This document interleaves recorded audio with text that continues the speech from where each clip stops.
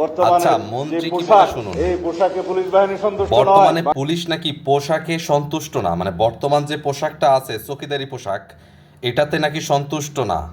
তাহলে যখন ইউনূস সরকার পুলিশ বাহিনীদের নিয়ে এই পোশাকটা নির্ধারণ করে, কোটি কোটি টাকা পোশাকের পিছনে ব্যয় করে সামান্য 6 মাসের ভিতরে, তারপরে আবার ওই পুলিশের পোশাক পরিবর্তন নিয়ে এত কাহিনী কেন বা এত টাকা খরচ কেন করবে, এটা আমি বুঝি না। তবে একটা কথা, একটা জিনিস বুঝি, যে পোশাক পরিবর্তন করলেও মানুষের চরিত্র কখনো পরিবর্তন হয় না।